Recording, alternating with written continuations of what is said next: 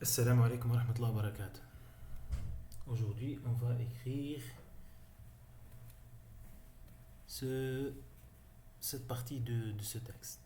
Donc, je vais la mettre à droite. Ok. Je vais maintenant écrire. Donc, on va faire begin. C'est pas begin. On va document class. Document class. On va rien mettre ici. Donc, ensuite, on va écrire article. On va faire use package AMS math. Use package AMS fonts, virgule, AMS simb. On va faire use package, c'est pas grave, AMS extra, c'est pas grave, on va pas le faire. On va faire use package, c'est UTF-8 input encoding. Ensuite, use package T1 font encoding. Ensuite, on va mettre Babel parce qu'on aura besoin peut-être. Donc, on choisit la langue Babel. Ensuite, on a. Qu'est-ce qu'on a? On n'a pas besoin de d'autres choses, je pense. Donc, je vais laisser un peu d'espace. Maintenant, c'est begin document. Ensuite, ça s'écrit directement un document, sinon je dois l'écrire. Je vais écrire yesterday I computed the formula for the Laplacian and polar coordinates point. Maintenant, on va écrire ces trois lignes. Donc, pour écrire ces trois lignes, elles ne sont pas numérotées, donc on va utiliser cet environnement. C'est l'environnement mathématique sans numérotation. Donc, x égale à r. Cos, on doit l'écrire de cette manière-là. Ensuite, à l'intérieur, on écrit θ. Donc, je connais tout ça. Sinon, je vais vers le cours. Je vais vers simplification du code, aide à la rédaction. Ensuite, j'ai un des liens qui peuvent m'aider. Par exemple, LaTeX Editor, celui-là. J'espère qu'il y a un peu d'internet. Ensuite, je cherche, je trouve θ. Donc, le code de θ, c'est ça. Donc, cosinus θ. Ensuite, puisqu'on a terminé, on doit ouvrir un autre environnement pour écrire la seconde ligne. Donc, y égale à r sinus θ. La même chose pour r carré. Donc, r au carré égale à x. On peut écrire directement 2 parce qu'il n'y a qu'une seule valeur, c'est bon. On fait un point dans la dernière équation. Ensuite, je vais écrire first, I used the chain rule to relate. Donc, on a besoin de ça. Donc, on va y choisir partiel. Donc, partiel θ, partiel x. On a besoin seulement de partiel, c'est seulement ça. Donc, on le copie. Relate, puisque c'est un environnement, c'est dans math, donc on met $. Au début, attention, pas de $, parce que $, c'est la même chose que ça. Donc, partiel sur partiel x, partiel sur partiel r, and on copie tout ça aussi. Partiel θ, n'oublions pas de fermer la collade. To partiel x, and partiel y. Donc, on enregistre le fichier, on compile pour voir qu'est-ce que ça donne, si on n'a pas fait d'erreur. J'espère que c'est le cas. Donc, first,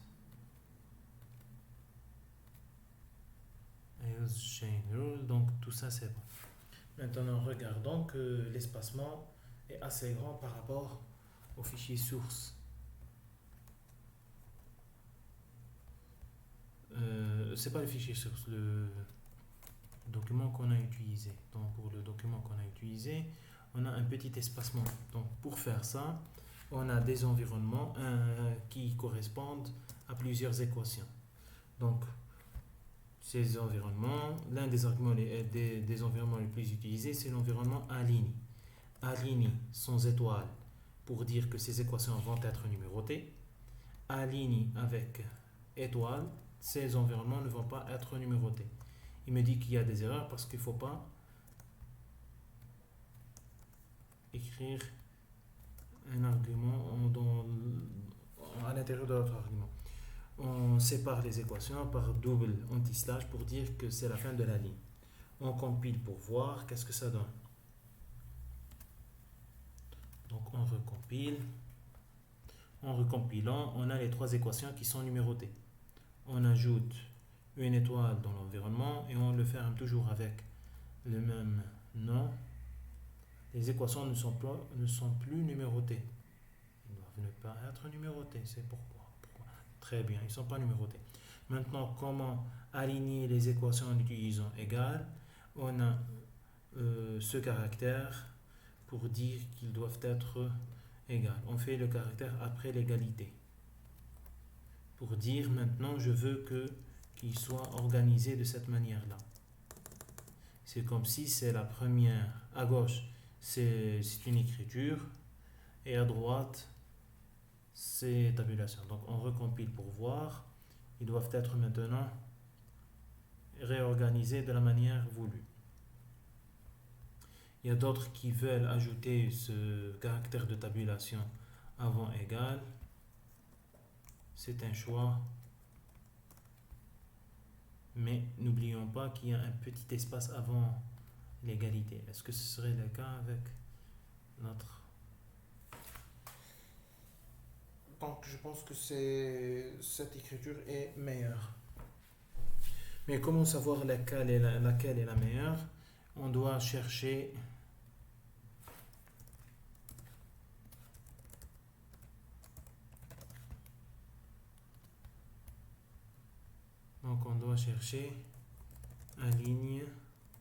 alignement LaTeX dans le club de développeurs. Par exemple, la première des recherches sans utiliser un livre. Si on avait utilisé un livre, ce serait mieux. Donc on trouve que la tabulation vient avant égal. L'environnement, qu'est-ce qu'on nous dit? L'environnement est qu'un array et à bannir l'espace entre chaque signe égal est trop grand. La gestion de numérotation est médiocre. L'environnement est qu'un array, c'est l'environnement qu'utilise Scientific Workplace, la version 5. Donc, il faut faire des modifications pour enlever l'environnement et qu'un array. De toute façon, nous avons un rendu assez bien. On peut faire la même chose avec le reste du document. C'est un peu lent pour écrire tout ça. Parce que si je me fie à ce que j'ai écrit dans un autre... dans ma préparation, j'avais fait une autre vidéo, mais je vais pas vous la montrer parce qu'elle contient le son de ma fille. De toute façon, nous avons tout ça. Pour écrire cette ligne, nous avons besoin d'écrire tout ça. Donc on peut s'aider avec ces signes pour écrire tout ça, mais ça prend du temps. Une autre manière de faire, c'est de voir, par exemple sur ce site Math Stack Exchange, on a la possibilité de voir le code source. On y clique sur une équation, Show Math As. Ensuite, on a Text Comments. Il nous donne la commande LaTeX. Mais le meilleur, c'est de cliquer sur Math Settings, Math Renderer, Plain Source. Donc, Plain Source, on copie tout ça. On crée un nouveau fichier. Donc, name2. Et on colle. Donc, on n'a plus besoin de ça. Et on colle tout ça ici. Je sais bien que ce code ne va pas compiler parce qu'il n'est pas bien organisé. Parce qu'ici, il y a New Command. Du point de vue d'un étudiant, New Command doit être dans une nouvelle ligne. C'est pas grave. Un espace en LaTeX ou une nouvelle ligne, c'est presque la même chose. Donc, à chaque New Command, on va la mettre dans une nouvelle ligne. Ensuite, on a dit qu'il vaut mieux qu'on définit nos commandes dans le préambule, c'est ce qu'on va faire. On doit aussi ajouter certaines commandes, certains packages, la classe du document, et ainsi de suite. Remarquons seulement que, par exemple ici, les doubles anti-slash pour dire que c'est la fin de l'équation. Ensuite, pour faire l'autre, on doit faire comme ça, égal. Il est préférable d'écrire cette écriture, c'est mieux et c'est plus lisible. Ensuite, on va ajouter notre préambule, donc c'est tout ça. On va le réécrire au début. Ensuite, on a dit que new command, on va les mettre au début. On va laisser un peu d'espace. On va écrire un commentaire commande définie dans Math Stack Exchange. Apparemment, il y a un problème de connexion. Donc, on est en train d'écrire localement. Ensuite, ici, j'ai un begin document. Il me dit qu'il y a certaines erreurs. Data must be inside math. Ici, left can only be used in math mode. C'est pas grave. Parce que de toute façon, il ne va pas les utiliser en dehors d'un environnement math. Par exemple, ici, il a oublié de faire un environnement math. Donc, on doit le mettre dans un environnement math. Tout ça pour dire que c'est du math. Et le reste ne l'est pas. Donc non, c'est comme ça. Ok, c'est pas grave qu'il y ait un espace dans un environnement math. Ok. Ensuite, il y a aussi ça. Donc on doit le mettre dans un environnement math. Si on ne le met pas dans un environnement de maths, on aurait un rendu maladroit. De toute façon, nous avons une commande. Maintenant, si on compile le fichier, on recompile, on n'aurait pas le rendu voulu. Pourquoi? On a déjà 79 erreurs. En lisant, il nous dit que frac partial n'est pas bien défini. En réalité, pour cette version de compilateur, on a besoin d'ajouter un anti-slash pour chaque commande. On va dire avant les commandes, une new command, c'est pour définir une nouvelle commande. Ensuite, à l'intérieur de la première accolade, on note le nom de la commande. Entre les deux crochets, c'est le nombre d'arguments qu'accepte cette commande. Est-ce que cette commande admet un argument, deux arguments, c'est-à-dire quelles sont les variables d'entrée et quelles sont les variables de sortie. Les variables d'entrée, c'est 2. Donc, qu'est-ce qu'elle fait cette commande? C'est entre les deux accolades. Donc, elle fait frac, donc une fraction, partial, donc c'est dérivée partielle. Dérivée partielle du premier argument, on fait dièse 1 pour dire c'est le premier argument.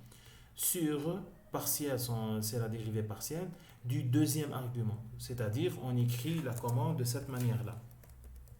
P, par exemple, x r pour dire la dérivée partielle de x par rapport à r. Donc, on l'écrit sous cette manière-là. Une autre façon d'écrire, puisqu'il n'y a que 2 caractères, on peut écrire partielle x r. Le premier caractère après l'espace, parce que l'espace c'est pour séparer la commande et ses arguments, x serait le premier argument et r le second argument. Par contre, il faut faire attention avec cette écriture, parce que ça peut voir xr comme le premier argument ou comme le second argument, ça dépend des endroits, donc il faut faire attention avec ça. Donc on va faire la même chose pour les autres arguments. Donc il a défini certains des arguments. On va débuter de inversement, comme ça. On pourrait remplir rapidement sans se soucier de complétion des commandes. Je ne vais pas expliquer toutes les commandes. On va essayer de voir en recompilant qu'est-ce que ça donne. Donc maintenant, il me dit que la commande, quelle commande? C'est la commande new t. Donc c'est la commande new t qui pose problème. Pourquoi la commande t pose problème alors que les autres non? Theta est bien écrit, elle n'admet pas d'argument, les autres aussi n'admettent pas d'argument. MO il a accepté mais pas t. Essayons de voir avec TA. On recompile pour voir. Allez-y, allez-y.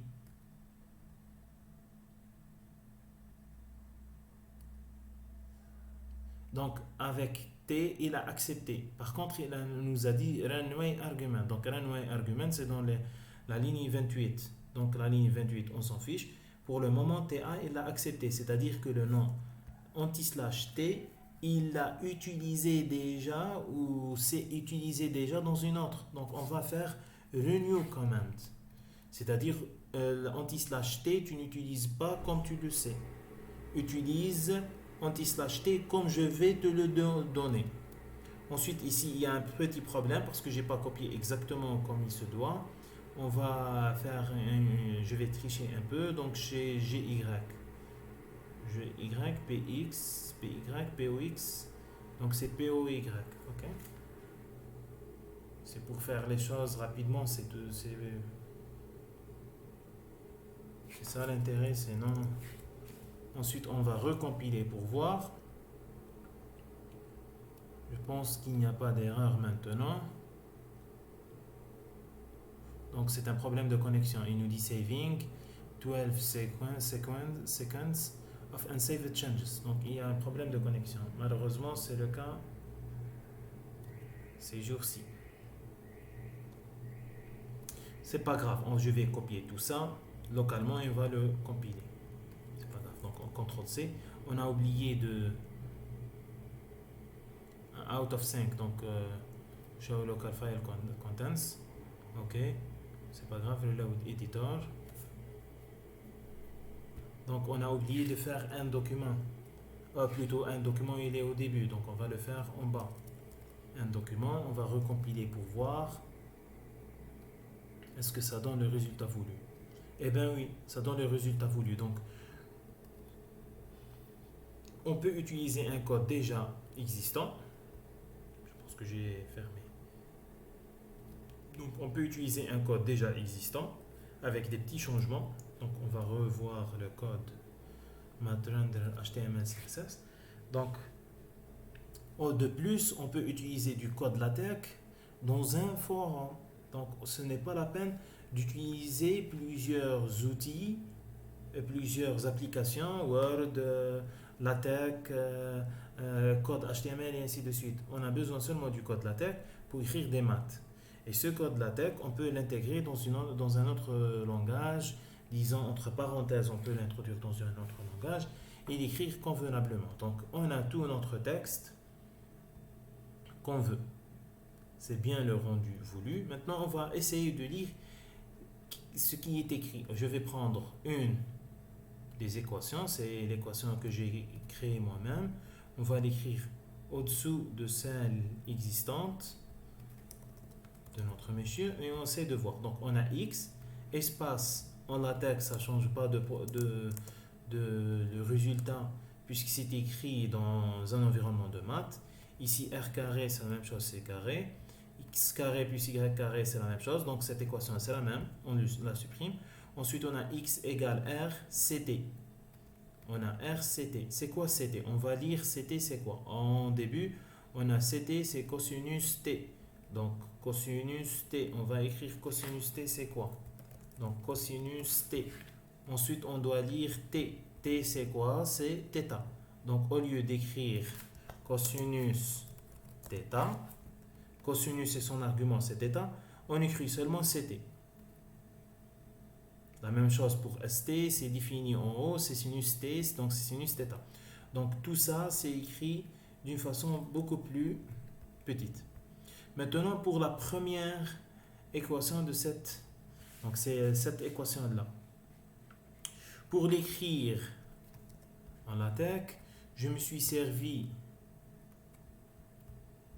de cet outil pour écrire tout ça. Donc, on a en réalité besoin de tout ça pour écrire l'équation. Donc, on va faire ça.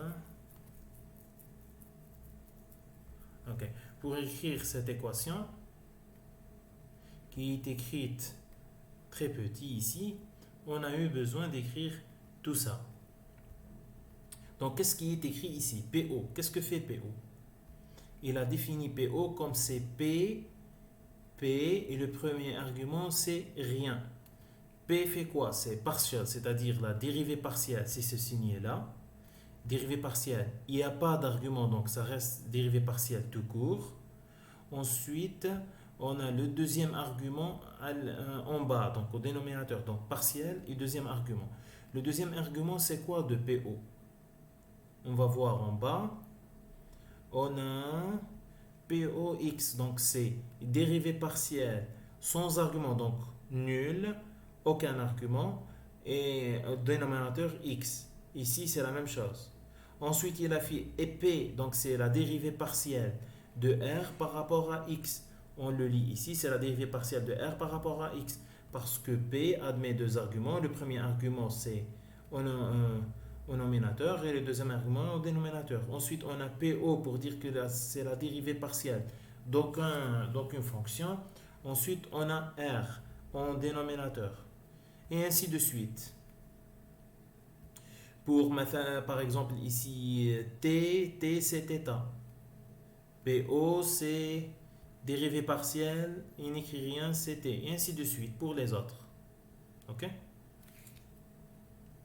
Remarquons une chose, que ces équations, puisqu'elles sont dans un seul environnement à ligne, donc elles ne sont plus dans cette page, mais plutôt dans la seconde. C'est l'une des choses qu'il faut faire attention à LaTeX, c'est que LaTeX voit cet environnement comme un seul bloc.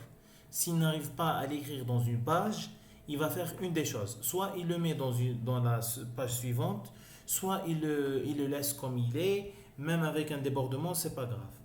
Donc pour remédier à ça, puisque nous avons utilisé les environnements, les packages MSMath et MSSim, on peut faire allow display breaks. J'ai cliqué sur tabulation pour compléter la commande. En compilant, on va voir que cet emplacement ne va plus être vide. Oh. Ah, peut-être parce que j'ai fait quelques changements ici. Donc je vais supprimer tout ça. Je pense pas que j'ai fait d'autres changements. Donc je vais annuler, annuler, annuler, annuler, annuler, annuler, annuler, annuler. Donc CTRL Z pour annuler. Ah, peut-être que j'ai touché à ça. Non. Non. Je vais enlever ça. Je vais recompiler pour voir. J'espère que ça marche. Très bien. Maintenant, je vais ajouter quelques lignes. Donc, pour ajouter quelques lignes, je vais faire comme ça. X égale à Y. Ensuite, on peut faire ça. Test.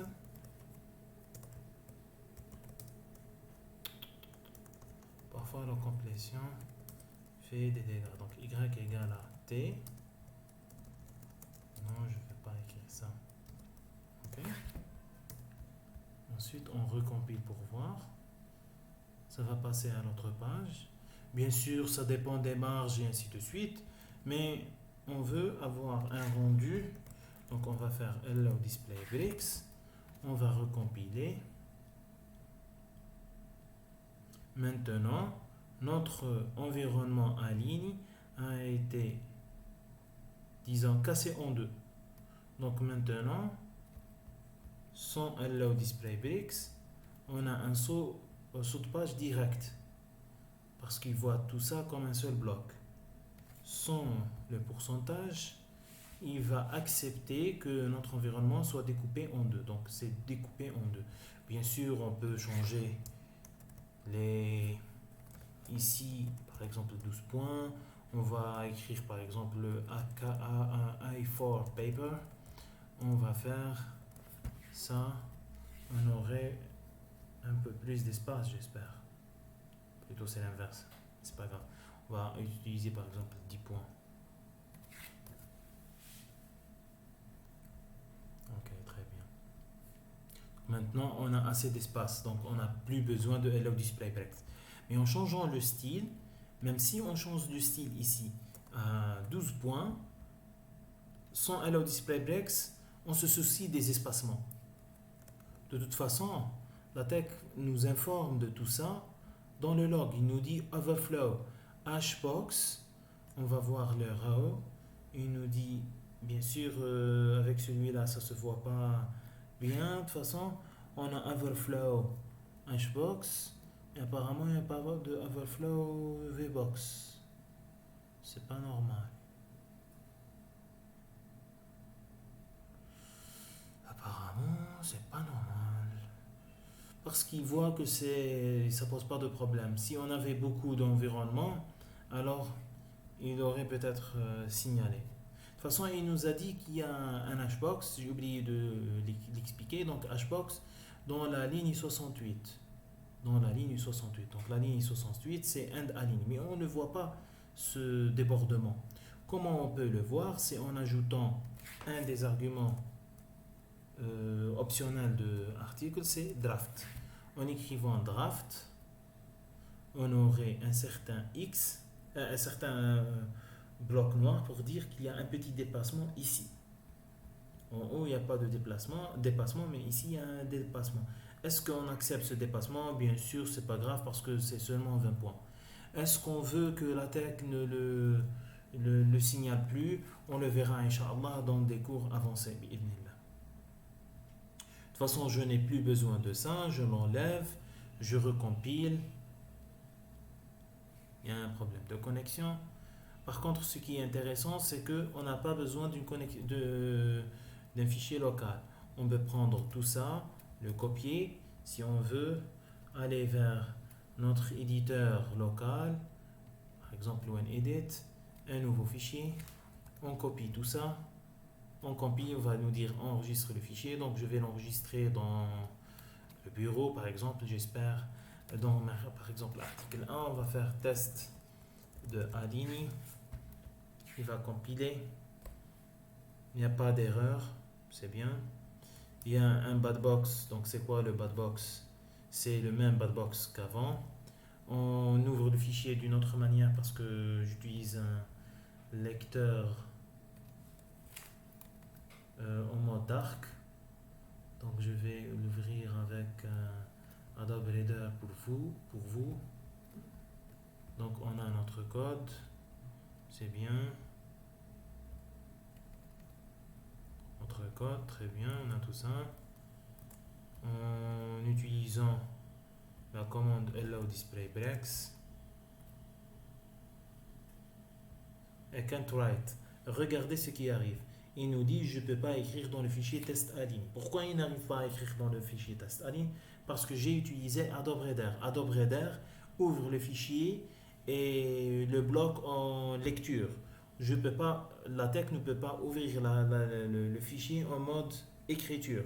Donc comment faire? Soit on écrit un nouveau fichier, puisque j'ai fermé le fichier PDF, donc j'annule la compilation, je recompile. Parfois, à cause de cette manipulation, la tech n'arrive pas à compiler. Donc comment remédier à ça? On le verra dans la vidéo prochaine, Inch'Allah. Assalamu alaikum wa rahmatullahi wa barakatuh.